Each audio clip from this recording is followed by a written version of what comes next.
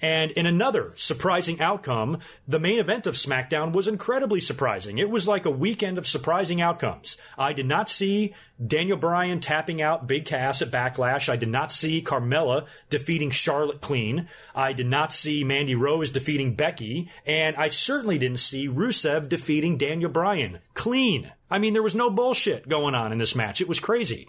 It was a good match between Daniel Bryan and Rusev. Daniel Bryan, you thought, would easily, dispose of Rusev and qualify for the Money in the Bank, but I guess they're going with the story that Cass really softened up Daniel Bryan, because don't forget, after their match at Backlash, Cass attacked Daniel Bryan to kind of keep his heat going and beat the shit out of him after the match. So I guess technically Daniel Bryan wasn't 100%, but he got in the ring with Rusev, and Rusev ended up hitting him with the Machka kick and pinned him and qualified for the Money in the Bank in a finish that I really liked. I was actually perfectly fine with that. I love Rusev. And I don't know if this is just a red herring, if WWE really has no intention of doing anything with Rusev. He's so fucking over. We hear Rusev chants on Raw, SmackDown pay-per-views everywhere. The guy sells a ton of merchandise. They're even teasing putting him back together with Lana, which I think is eventually going to happen. I think Rusev is going to dump Aiden English. Even though I love the two of them together, I think they're pushing and they're kind of moving towards a reunion between Rusev and Lana on television anyway. And Lana is just looking amazing in some of her backstage segments with the two of them when she wears that Rusev shirt, that low-cut Rusev shirt. Oh, my God.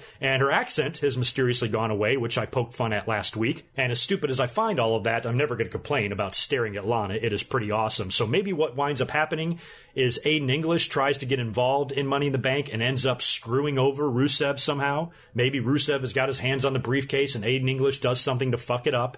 And then the next week on TV, Rusev blames him, beats the shit out of Aiden English, and reforms his alliance with Lana, and they become a pair again on television. That's kind of where I see that going. Otherwise, if you want to put the briefcase with Rusev, I'm perfectly fine with that too. He would be a hugely entertaining briefcase holder. The guy's awesome. So, between, Rusev and Big E and even a Braun Strowman, there are some entertaining and interesting possibilities here for the Money in the Bank. And I guess we still have like 4 more guys to qualify for this thing. So right now on the men's side of things in the Money in the Bank, we have Braun Strowman, Finn Balor, The Miz, and Rusev. Of those 4 guys, as much as I love Braun Strowman, I would rather see Miz or Rusev win the briefcase as far as those 4 guys go. If they add Big E, if they wind up adding Jinder or Roman or maybe even Daniel Bryan at some point in the future, maybe even a Samoa Joe. We didn't see Samoa Joe on SmackDown, so maybe he comes back next week and wins a qualifying match. That's very possible. So it's going to be a beefy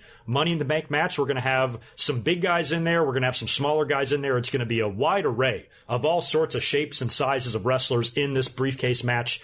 And it should be pretty fun. So I guess we'll wait and see what happens next week and when we get the remainder of the qualifiers. I'm guessing that they're going to stretch this out at least a couple of weeks. I don't think that we're going to get everybody next week on the men's and women's side of things. We'll probably get a couple of more qualifying matches next week, and then they'll be finalized the week after that, around the time that I do my 500th episode, actually. So it should be a lot of fun. Let me know who you think is going to win the Money in the Bank briefcase on the men's side of things and the women's side of things. And on the women, we only have 3, I believe, that have qualified so far: Ember Moon, Charlotte, and Mandy Rose. So I don't know who all of your early picks are to win the briefcase. One of my early picks was Ruby Riott, but right now she's not qualified. She had lost her qualifying match, so unless she gets a second chance opportunity or something like that, she might not even make it in, but she would be one of my early picks as far as women that I would like to see win the briefcase. Ruby Riott would be on the top of my list.